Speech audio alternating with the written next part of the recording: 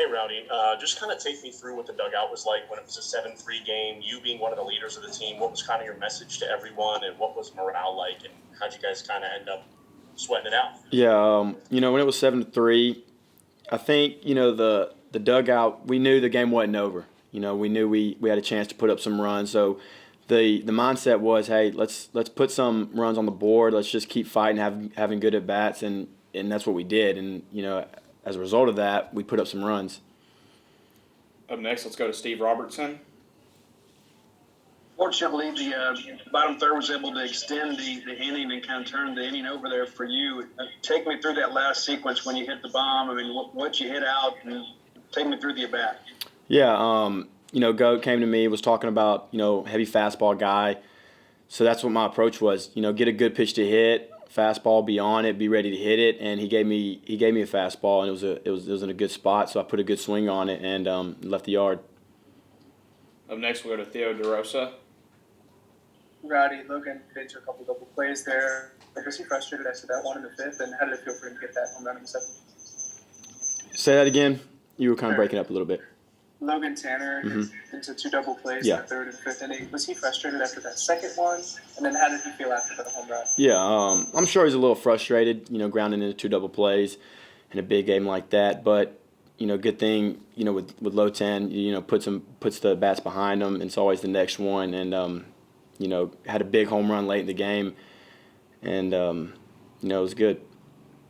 Up next, we'll go to Shotgun Spratling.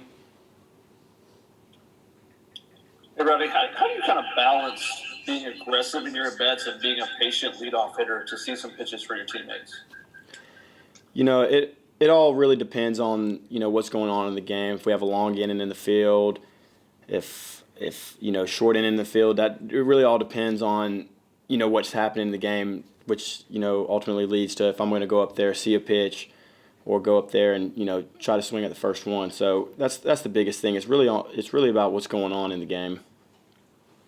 We'll go back to John Sokoloff.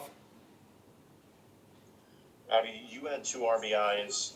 Cam had 2. Luke had a few as well. I mean, what does it kind of say about the depth of your lineup, what you guys are able to do, especially against a team like that scored 50 runs last weekend and 8 runs today? Yeah, it says a lot. I think it's pretty known that we have a really good lineup, 1 through 9, and when you come out and produce like that, it feels good. So knowing that we got guys all throughout the lineup, it takes pressure off everybody, and I think we play a little relaxed and good things happen. Let's go back to Steve.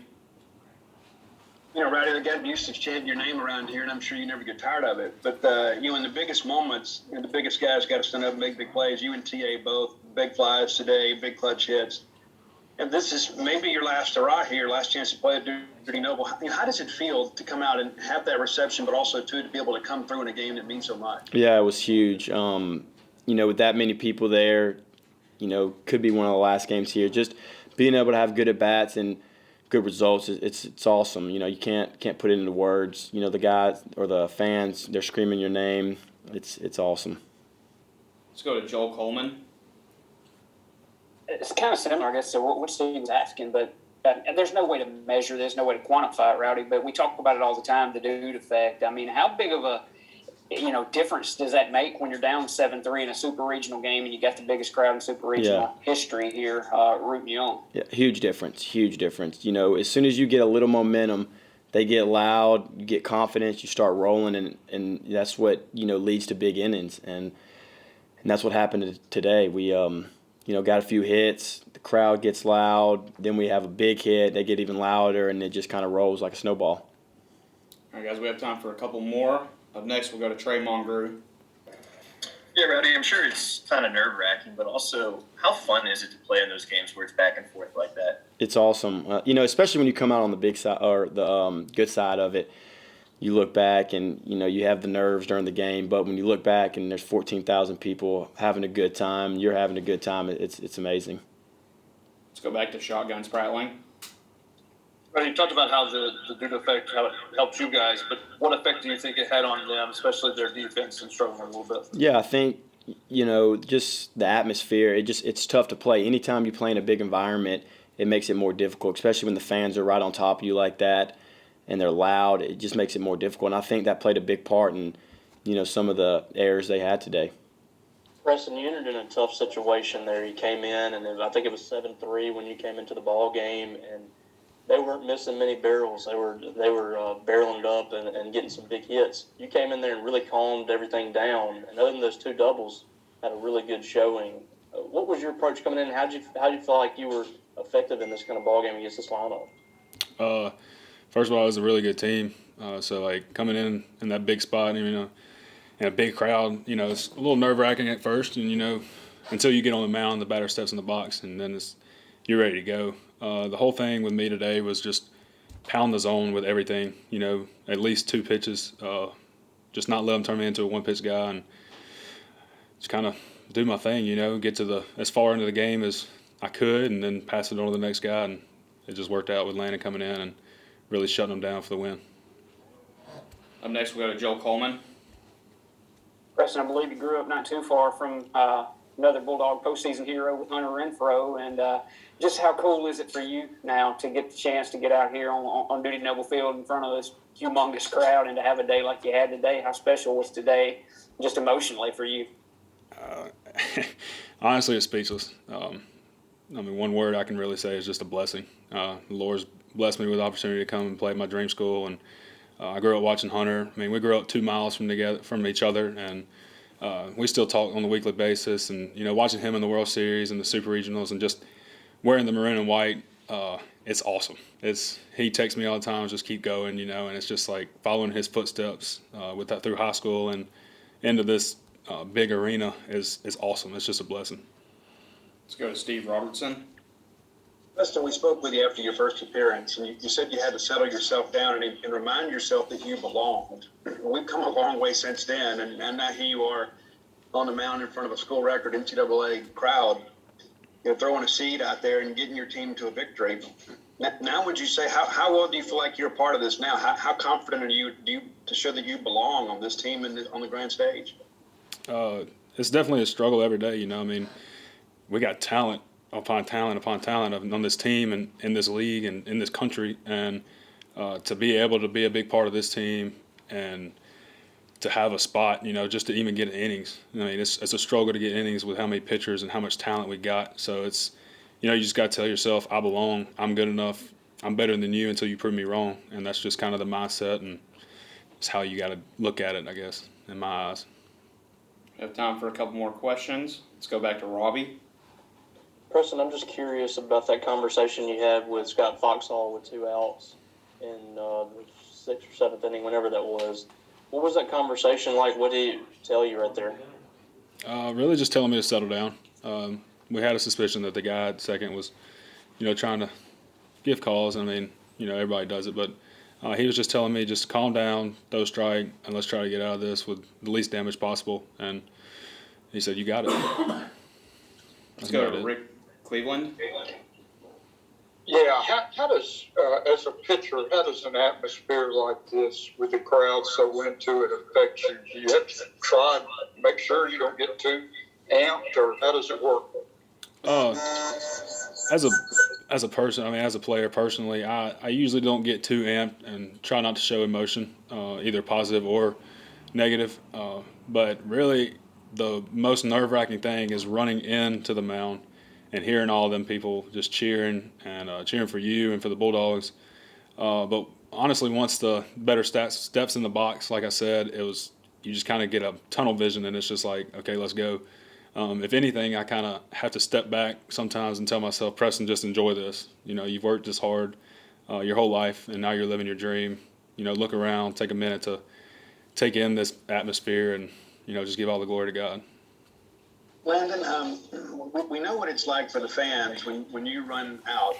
And, I guess you've made Whitesnake's Still Tonight the #1 song in Mississippi again, so we thank you for that. But also, when you open the gate and you start trotting out here and you see this crowd rise in unison, what's that moment like for you? I looked at Cameron when I was running in there, and I just looked at him and I said that this is unreal. To experience this is such a blessing. Preston used that word a lot. These are the best fans in college baseball. So, to be able to go out there and do that in front of them is pretty awesome. Up next, we'll go to Robbie Falk. Landon, it seemed like that eighth inning was kind of the game because you're going up against 2, 3, 4, I think, right there, and one of the best home run hitters in college baseball. Take me back to that inning and kind of what's going through your mind there, and especially in that last at bat when he just continued to battle pitches and you eventually struck him out. To the 2 and 3 hole right there, I knew I had to get those guys out.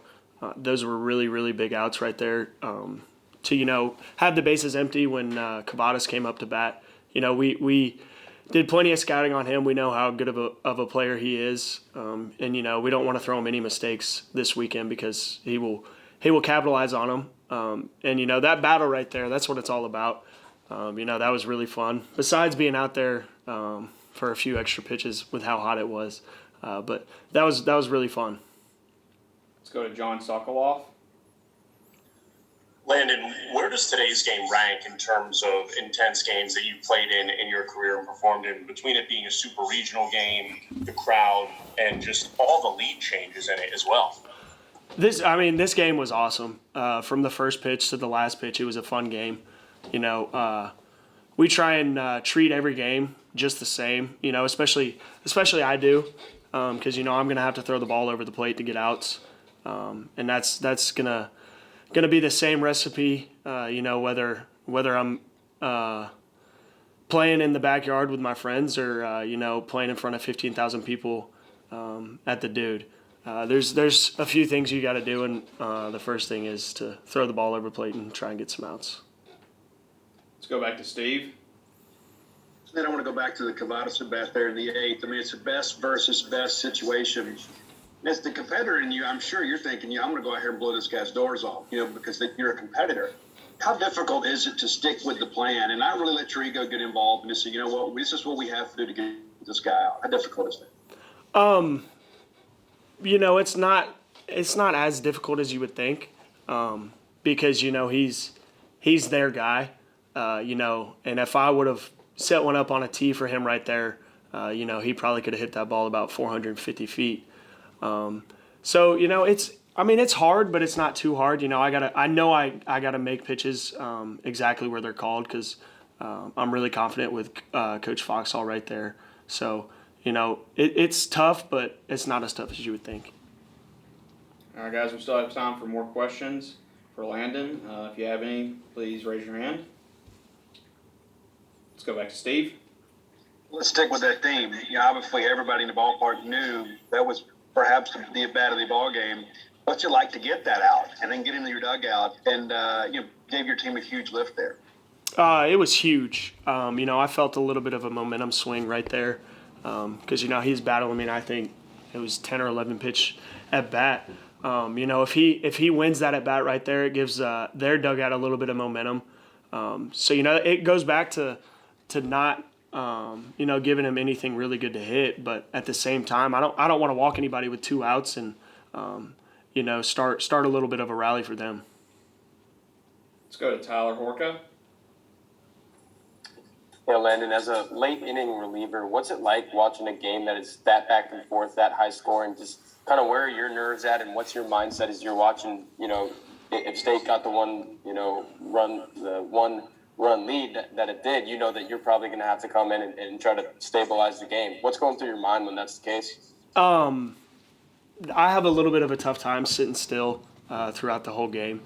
I like to walk back and forth no matter where I'm at. If that's the dugout or down in the bullpen, I have a really tough time staying still. So my nerves get going a little bit, but as soon as they make that call down in the bullpen, it's all game and. Those nerves go away, and I know that I got to work with Logan right there. Up next, we'll go to Joel Coleman. Landon, you got so much going on during games and stuff. I'm sure it doesn't come to mind a lot during games, but a guy like Preston and on the mound before you, this place meant a lot to him growing up and things. And for him to be able to go out there and do this, just how cool is that to see your bullpen mate get to have this opportunity and then shine in this moment? It's awesome. He deserves it. He works really hard. It's obviously been a dream for him since I'm sure he knew what the game of baseball was to come play at Mississippi State. So it's really awesome to see all those guys fulfilling their lifelong dreams of playing college baseball here at the Dude. Let's go to David Murray. And watching the dugout during those innings, obviously the Bulldogs were energized by those errors that the best defensive team in the country made. Could you see a difference in your teammate? And for that matter, could you see a difference in Notre Dame across the field? We knew coming into this that they were the best defensive team in the country. And them giving us a few free passes right there, we had to capitalize on that because, they're not going to mess up on defense very much. So we took that into our minds in the dugout, and we ran with it right there.